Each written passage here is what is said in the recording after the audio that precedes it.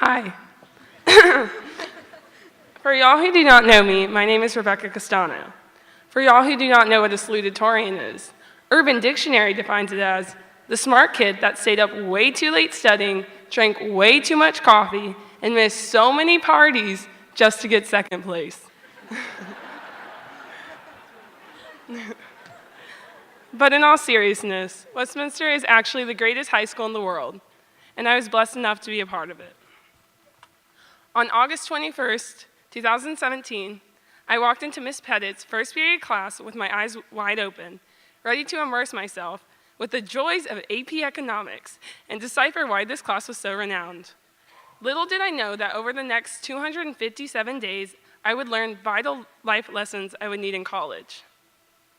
Every day I got to school around 7:40, put my stuff down in Miss Pettit's room, and walked to the cafe to get a freshly baked tequeño and a warm café con leche. Although I'm a Texan at heart, one thing I will miss the most about college is my small indulgence of Cuban bliss every morning. When I returned from the cafe, I was always happily greeted by Mr. Reed, who was in the middle of his daily conversation with Miss Pettit. Although this small interaction is easily overlooked, it taught me that we should always keep in touch with old friends, whether FaceTime, Snapchat, or writing letters to our friends at the Naval Academy.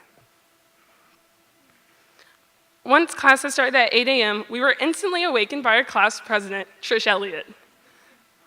Trish always sat closest to Miss Pettit, and they became best friends throughout the year, with Trish telling Miss Pettit about all the current chisme every morning.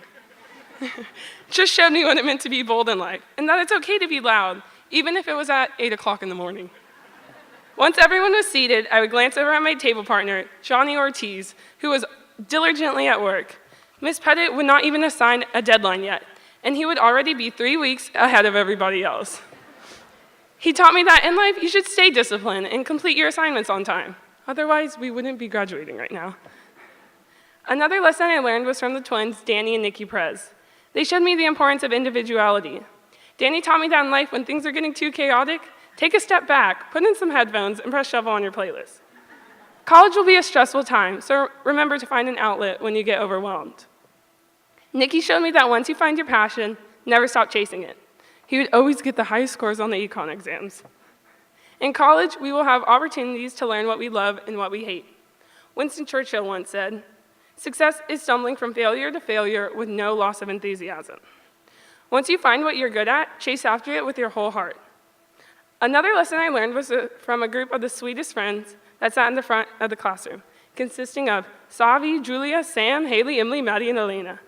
They showed me what it truly means to love others before yourself, and that happiness is found with those you love. In Philippians 2:3-4, Paul says, "Do nothing out of selfish ambition or vain conceit, but in humility consider others better than yourself. Each of you should look not only to your own interest, but also to the interest of others. As we leave old friends and create new ones, remember to stay in touch, but to always have open arms towards others." One of the greatest lessons I learned was from Miss Pettit. We can all agree that Miss Pettit is so outspoken, so humorous, and most importantly, so loving. Earlier this year, Miss Pettit said that if she could wish for one thing, it would be to freeze life how it is right now, and that nothing would change. That the bells would ring every day from 8 a.m. to 3:05. That the soccer girls would always be there for each other. That Brazio would never fail to amaze us, MIT.